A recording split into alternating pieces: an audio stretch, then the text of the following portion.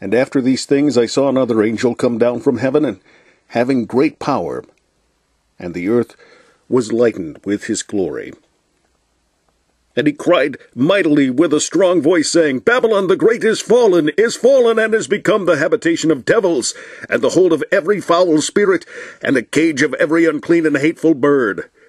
For all nations have drunk of the wine of the wrath of her fornication, and the kings of the earth have committed fornication with her, and the merchants of the earth are waxed rich through the abundance of her delicacies. And I heard another voice from heaven, saying, Come out of her, my people, that ye be not partakers of her sins, and that ye receive not of her plagues. For her sins have reached unto heaven, and God hath remembered her iniquities. Reward her even as she rewarded you, and double unto her double according to her works. In the cup which she hath filled, fill to her double. How much she hath glorified herself, and lived deliciously, so much torment and sorrow give her. For she saith in her heart, I sit a queen, and am no widow, and shall see no sorrow. Therefore shall her plagues come in one day, death, and mourning, and famine, and she shall be utterly burned with fire, for strong is the Lord God who judgeth her.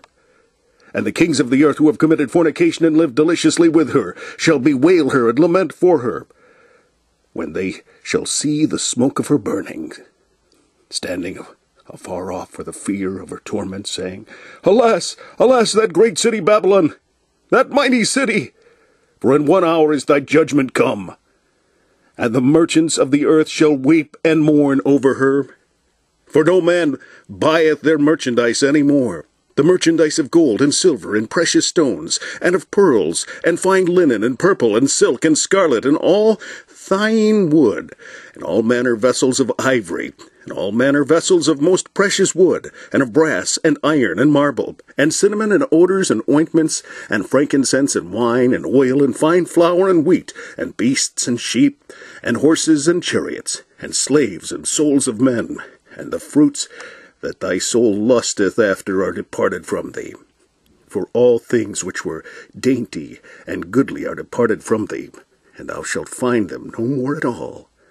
The merchants of these things, which were made rich by her, shall stand afar off for the fear of her torment, weeping and wailing, and saying, Alas, alas, that great city that was clothed in fine linen and purple and scarlet, and decked with gold and precious stones and pearls! For in 1 hour so great riches is come to naught, and every shipmaster and all the company of ships and sailors, and as many as trade by sea, stood afar off, and cried when they saw the smoke of her burning, saying, What city is like unto this great city?